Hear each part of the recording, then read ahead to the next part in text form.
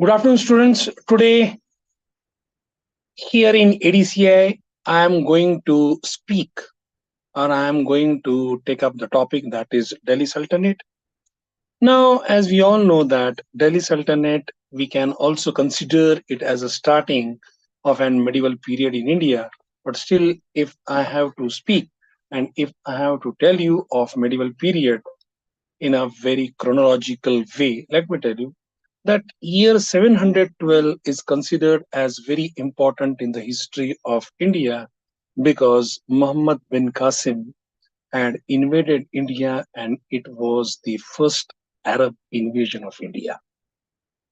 He defeated King Dahir of Sindh, and that is considered in Arabian chronology as starting of medieval period in India or in the context of India.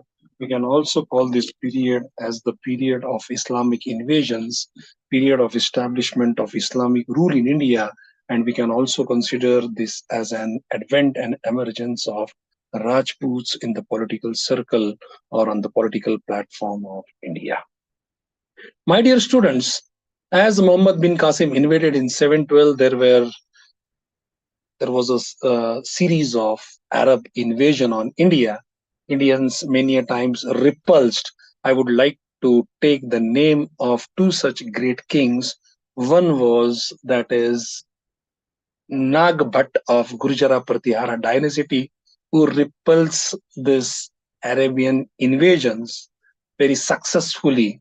After this Nag Bhatt, I would like to take the name that is of Durlab Rai, who was the father of Prithviraj Chauhan, who also stood on a very firm grounds and he also defeated Arabs many a times.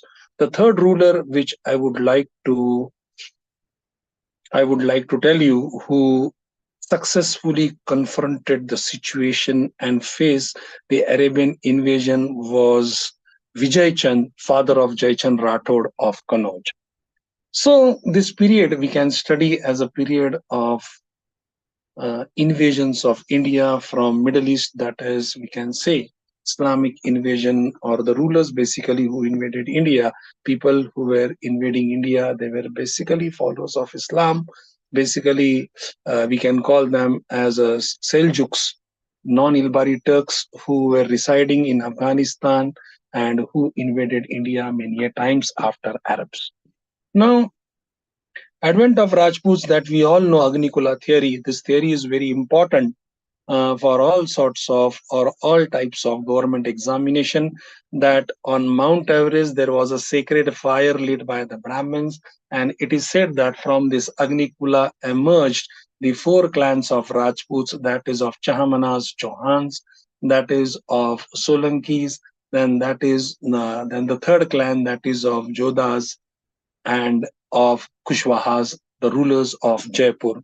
So this is considered as, or we considered this as an Agnikula theory. And this theory is also very important as the part of Indian history. And the sacred fire was lit on Mount Abu, which is in Aravalli Mountains. Now, students, that after a gap of, I think so, 150 or 200 years, India was invaded by Ghazni Muhammad. In series, he invaded India for 17 times. The series of invasions started from 990 or from the last decade of 10th century AD, 11th century AD, I would call it as so. He invaded India for first time in 990 and it continued till 1017. For first time he defeated, that is Jaipal, the ruler of Gahdwar dynasty ruling over present day in northwestern parts of India. In that battle, Jaichand Jaipal was defeated, who was sitting on elephant. And finally, after his defeat, Ghazni Muhammad installed his son Trilochan Pal as the ruler of India. But very next year, even Trilochan Pal, Vikarnapal were defeated in series, and this invasion started on India.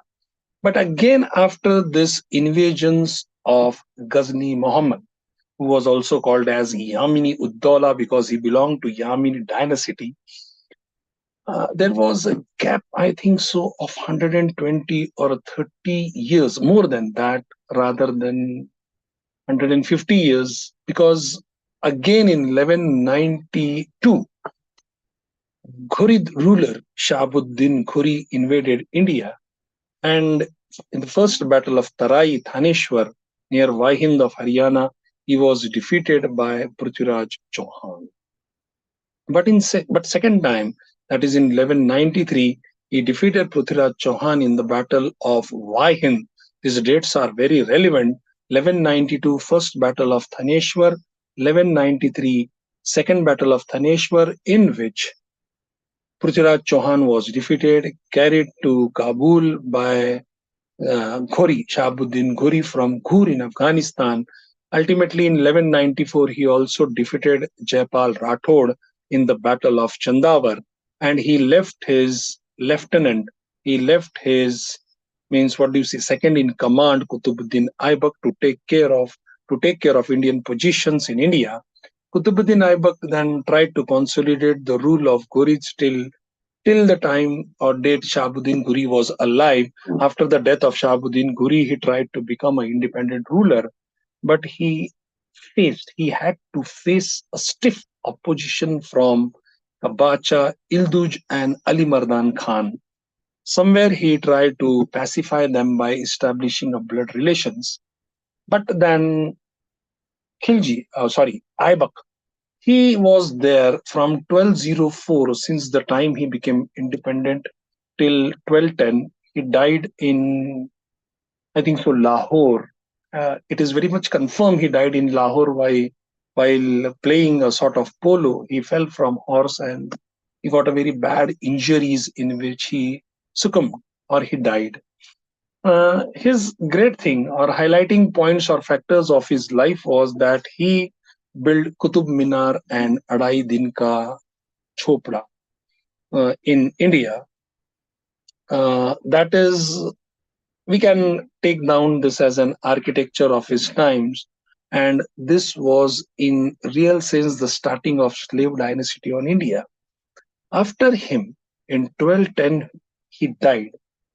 He was succeeded by Altamash, better known as Iltutmish. Altamash, he is known, or his period is known in Indian history as the period when India was invaded at that time, or sorry, when Asia at that time was really under very great fear of Mongol attack, and contemporary or at that time Mongol ruler Genghis Khan, he tried and he invaded Asia, defeating the ruler of Khwarizm and also defeating the ruler of Persia, that is Jalaluddin Mangparni. So the great scourge of Asia, that is Mongol Genghis Khan, was in the period of Altamash. So it is said that fear of Altamash invading India had not allowed fear of Genghis Khan invading India had not allowed Altamash to leave the capital, and for many years he was in his capital Delhi. He introduced silver coin known as Tanka and copper coin known as Zital in India. He also shifted his capital to Delhi. He made Delhi his capital and he ruled for a longer period. He also fought against the ruler of Mewar. Fought against the ruler of Chanderi, and he brought into his fold some parts of Madhya Pradesh. After him, he was the first ruler who nominated his daughter Razia Sultan. He was the first Indian, or he was the first Sultanate time ruler of medieval times going against the principle of nominating a senior male child. He drifted apart from this tradition and he nominated his daughter, that is Razia, on the throne of India. But then the reign of Razia, the time of Razia was very short-lived, and she was able to handle the administration of India only for 4 years. She married Althunia. Althunia was the keeper of horses in her times, and many of the nobles, they never liked that they are being ruled by a female. So, as a male dominated society, it was very different times in India. She was opposed by the nobles, male nobles, and they finally killed Althunia, the sons of Altamash also. They also took part in this type of things, and in which Razia lost the life, and finally some of known unknown heirs of Altamash succeeded. But then they were overthrown by Balban. Balban was an ablest general of all. At that time was established Turk-e-Chehelgani, a group of 40 nobles to look after the administration of India. He was one of them. He dealt with them seriously as soon as he became the ruler of, or he became the Sultan of Delhi. He dealt with them in a very serious way. He killed most of them, he imprisoned, and he brought tremendous restrictions and he pressurized them to subdue him. So Balban ultimately became the Sultan of India. Balban was very much influenced by Persian mode and methods of administration. He copied or he tried to be like a Pharisee. He started celebrating Nowruz in India, the system of Paibos, and he even had black robes and he used to walk on the roads with the warriors or with his guards with open swords, shouting "Din, din, din." So, when he was in court, nobles were not permitted to sit, and they would stand, and he would conduct his daily affairs in India. So Balban's time was a bit very strict, and at that time, incursions of Mongols started in India. They started attacking the northwestern parts of India, and even he had built the fort of Lahore to control or to prevent India from the Mongol attacks. So his time was the time of Mongol attacks on India, or Mongols who came and settled in somewhere near Central Asia, the present day Turkey, and southern parts of Russia, such as Uzbekistan, Turkmenistan, Kazakhstan, Afghanistan, and all. They started making inroads in India. So, prevent their attacks on India, he built the fort of Lahore.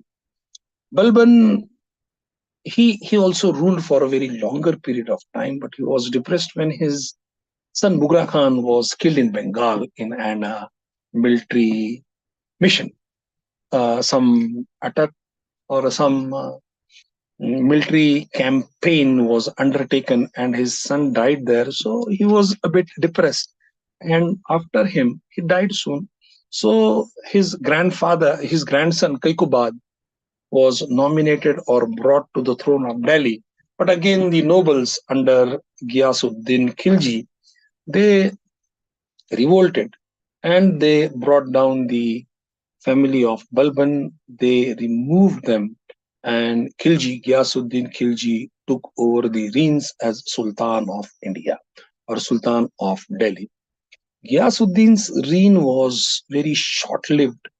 He was uh, he was a form of bit liberal in his attitude. He was the first Sultan of India of Sultanate time who gave chance to the Hindu Rajas and Rais in administration. Very important point, my dear students, that Ghiyasuddin Tughlaq gave chance to Rajas and Rais to be or to contribute or to take part in the administration of India. After, but he was killed in a very bad way by his own nephew and son-in-law, that is Alauddin Khilji. Ikhtiaruddin Hood, Muhammad Chap, he tried to control Delhi, but then he was not well financially coveted and financially competent to take over the reins. So Alauddin realized that if he has to control the throne of Delhi, and if he has to dethrone his father-in-law and uncle, he has to have tremendous money, and the source of money would be Deccan. So, in the time of Khiljis, that is from 1290 to 1320, 30 years is the timeline or time period of Khiljis in India. Alauddin Khilji, he invaded Deccan, Gujarat for first time when Jalaluddin Khilji was ruling over Delhi. And he was successful in that. He took the wealth. At that time, he was appointed as the governor of Kara. And when he went there with his all wealth, once he tried to call his uncle or father in law to see the wealth which he had brought from Deccan. And when Sultan Jalaluddin Khilji went there to seek what wealth his nephew come son-in-law had brought from Deccan, at that time he was brutally murdered. The murder was done by Ikhtiaruddin Hud, and he was asked to do so by Alauddin Khilji. In this way, Alauddin Khilji then took the power or took the charge of Delhi. And Alauddin Khilji became ruler of India. But Alauddin Khilji again then he undertook the mission that is of invading southern parts of India. He asked Zafar Khan and he asked his most coveted and most faithful commander Malik Kafur. Malik Kafur was basically a Hindu of some low-born caste, and he was purchased by Zafar Khan in Cambay for 1,000 dinars. That's why he was called as Hazar Dinari. Malik Kafur was called as Hazar Dinari. And Malik Kafur then took the charge of the army. He marched towards Gujarat once more. He subdued Karnavati. And from Karnavati, he marched down to Devgiri in Maharashtra near Aurangabad, Nasik. He defeated the ruler Ramdev Raya. And again, he marched towards that is Golconda. At that time, the state was called as Warangal. He defeated Prataprudradev Kakatya, which was the mission of defeating Prataprudradev Kakatya was kept incomplete by Alauddin Khilji because he had to move to Delhi to look after or to take the control of his sultanship. Now, after defeating the ruler of Warangal, Prataprudradev Kakatya, Alauddin Khilji marched towards Hoysala. Dwarasamudra, he also defeated Veer Ballala III. And after defeating Veer Ballala, he marched towards Madurai, defeating Sundara and Veera Pandya. And he led the Khilji army that is up till Kanyakumari. And it is said that it was a first very broad and a continental invasion of India after the period or after the times, since the times of Ashoka Samudragupta. Before that, this same mode and this type of mission was undertaken by Ashok, but Ashoka took it in a very different way of spreading Buddhism. Second, then after Ashoka in the Gupta times, it was undertaken by Samudragupta. And Samudragupta was successful in this. Samudragupta also undertook this type of mission. Then it was undertaken by, that is, it was undertaken by Khiljis. Khilji, and during the time of Khilji, it was undertaken by Malik Kafur. So after this successful mission, Malik Kafur went to Delhi, much more kingdoms, and this all was subdued. Now, Malik Kafur, Alauddin Khilji, he was known as an initiator of very good market policies in India. He initiated very good market policies in India. He started, that is the market regulation system, the prices of commodities were fixed, 50% was charged. so as to maintain the expenses or prices of food grains in Delhi, because he was having a very strong and very huge standing army, and this standing army needs to be fed. So he introduced some market reforms. He uh, created a new office called as Shehnai Mandi, and he also created an office of Muhtasib to rule, to see that implementation of the laws of Islam are very proper in India or happening in his kingdom. He used to call himself as Sikandar Isani, at second Sikandar or second Alexander. He used to call himself as that. He was the first ruler to defy the uh, Caliph of Islam, and he read the khutbah, or he took the power solely in his hands. Then Khilji also started the system of branding the horses, giving dag. Then he started maintaining the register. So in this way that he started this all systems, or he work, or he did with this all the system, that is of maintaining register, branding the horses, and having a market regulation system. He was very strict. He had a very strong espionage system, that nobles were not to allow marry their children without his permission. But his then reign, that he built a city, that is, I think so, he built a city called as Jahanpana in Delhi. Mm, and, he extended the parts of Delhi, Purana Kila. He extended the parts of Delhi during his times, and after him, his reign was short-lived. And during his time, Amir Khusru was his contemporary, who was also called as Pirate of India, Tute Hind. And after him, then came the power, or after him came on the throne, that was Khushru Khan. Khushru Khan's reign was also very short-lived, and in 1320, as such, after 30 years, the Khilji dynasty perished, or Khilji dynasty was overthrown, that is by Tughlaqs. Tughlaqs were nobles in the times of Alauddin Khilji. Tughlaqs were noble in the times of Alauddin Khilji. The first Tughlaq ruler was Ghiyasuddin Tughlaq, who ruled India for a very longer period of time.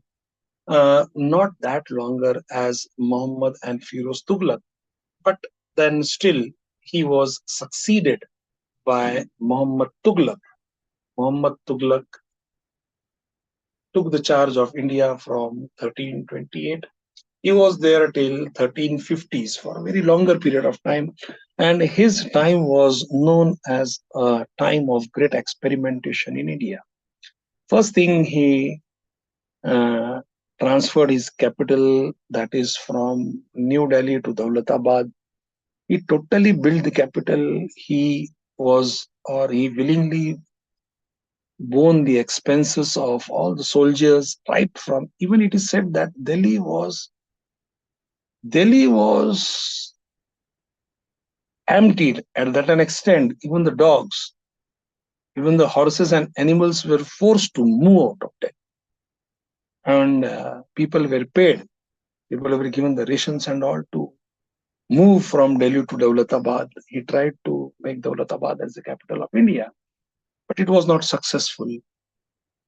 After this, he also undertook an expedition to China, and he also paid the soldiers in advance. But then again, this mission, due to lofty Himalayas, it never turned to be very successful. And Karanchali Rajputs, or he was able to go up till Kangra. And the Rajputs in the mountains defeated him very badly, and also the snowfall, and the climate at a very extreme end. It defeated Muhammad Tughlaq very badly. He again then undertook an operation or mission, that is of attacking Egypt. That was naval warfare, but that too proved very big failure.